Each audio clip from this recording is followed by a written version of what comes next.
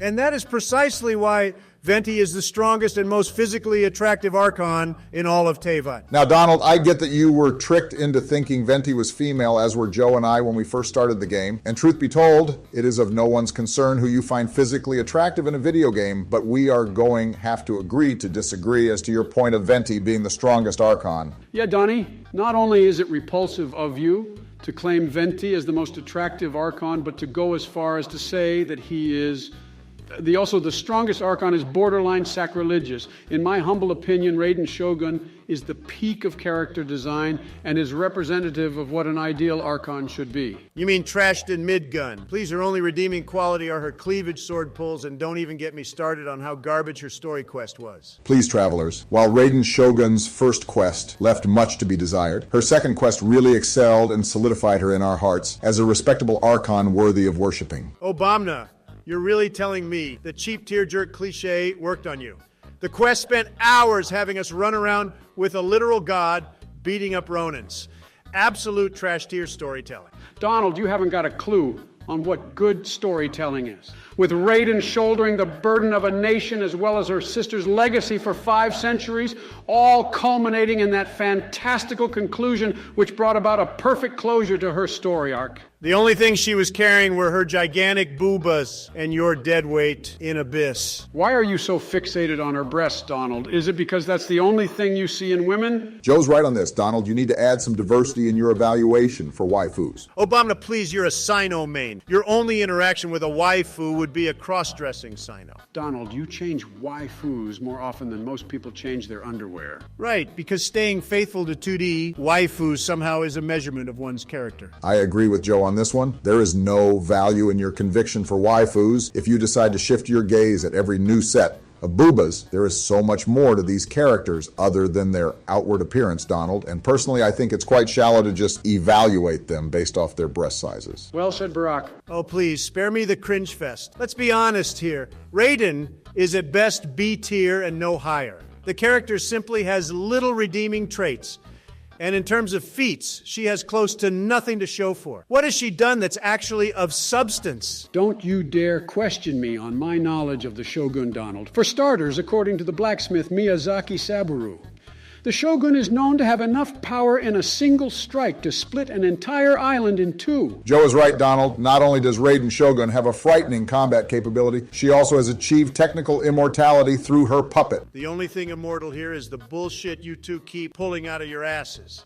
You have yet to provide a single compelling argument to justify how Raiden Midgun beats Venti in a fight. Venti literally admitted to being the weakest of the Archons in terms of combat strength. What are you on about? The Anemo Archon has never valued combat strength and always had a fascination towards being a wayward bard. True strength lies in one's kokoro, Joe. You wouldn't understand as yours probably has become defective due to age corrosion. Barack, he's doing it again. Travelers, please. In terms of raw combat strength, the Electro Archon is certainly rivaled by few, and for that reason we can agree that in a full-out fight she can likely beat Venti. Oh my God. Thank you, Barack. Joe, he's only on your side because he's a hard electro simp. I'm not an electro simp. I value characters based off of their merits. Venti hasn't been used by over 90% of the player base since Kazuha came out. The guy is the weakest in the lore and the least used Archon in the game. Again, with the usage rate argument, the metric is meaningless since Hoyoverse disabled their API for the game, but of course, it's expected of a dinosaur like you to be using out-of-date metrics such as Abyss usage rates. Now, while we have lost access to the API, there are still plenty of communities whom are working with a large pool of player data.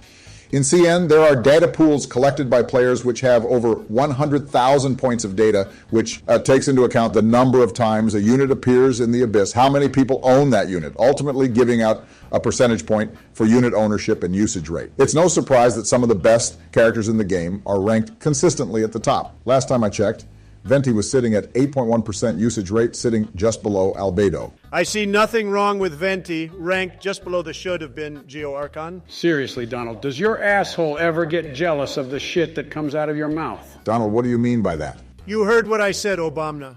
Albedo is the deserving character of the title for the Geo Archon. He transcends reality through alchemy, which is a feat that beats Zhongli's governance over meteors. You're kidding, right? Donald, you do know that Zhongli is the god of contracts, right? Wow, that's somehow even more lame than meteors. Zhongli is capable of dropping mountain-sized meteors despite his governance over contracts in the world of Tevat. You illiterate donkey. Oh wow, look at me. I can summon meteors from the sky, so I'm the strongest.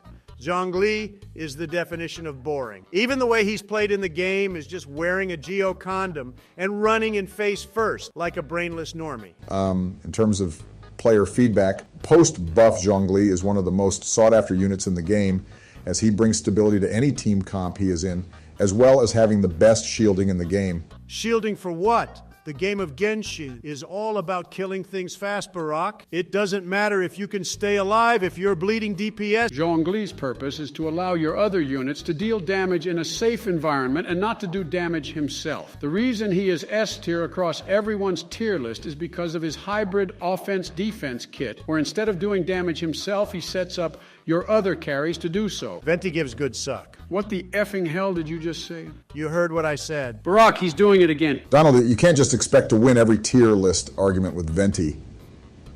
Gives good suck. I mean, what does that even mean in this context? All I'm saying is that Venti's burst is the best CC in the game, and along with Viridescence, provides infinitely more value than Zhongli's shield. Venti's burst works on like 20% of the mobs in the Abyss. Who said I was talking about the Abyss? Regardless of what you were talking about, Venti is inferior to Zhongli in terms of overall kit efficiency. I beg to differ. Donald, you're making less sense by the minute. I'm actually curious, where do you have the 4 Archons ranked in a tier list? Venti easy, S tier, best suck in game and can use Viridescence. Nahida A tier, she's adorable. Zhongli B tier, cause boring, and Raiden C tier for being purple.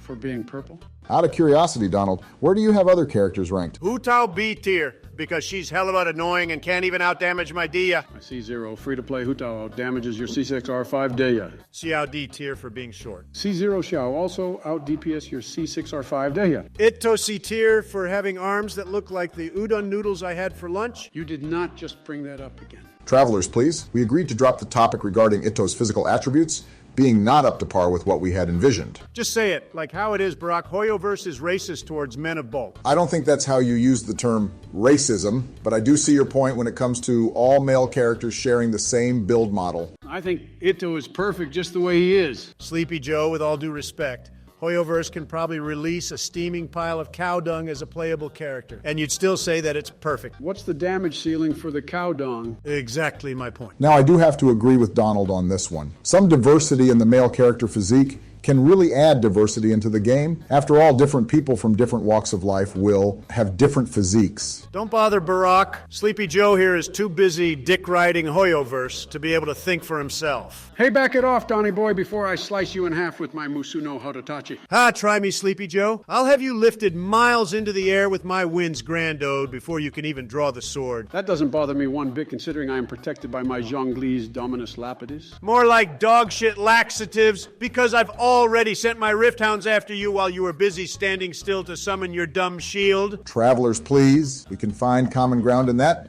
When it comes to character models, Hoyoverse has their own cultural standards to uphold. Whilst Genshin Impact is a global title, it's difficult for Hoyoverse to disregard their local beauty standards and make character models that suits a spectrum of beauty. In this case, we can only urge Hoyoverse onto the path of diversity over time. Moving forward, we have questions from our viewers on your views on Hoyoverse going after leakers. They deserve every lawsuit that's coming towards them and then some. These leeches should be banned from the game and jailed for life. What a load of crap from the guy who just retweeted the Baiju leaks. I said they deserve to be punished, but I never said leaks are bad. That's what you're implying, you dumbass. No, it isn't.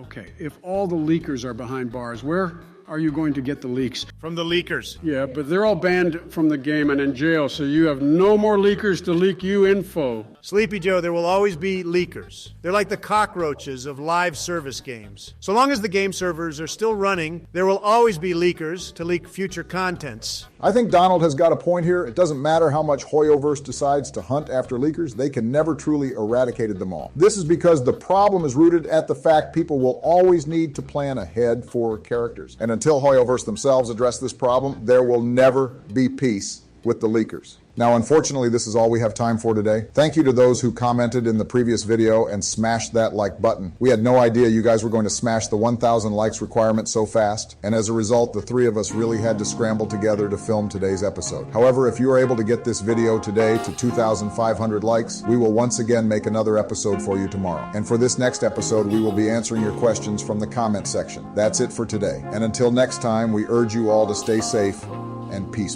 Venti best Archon in the game. For God's sake, shut the fuck up, man.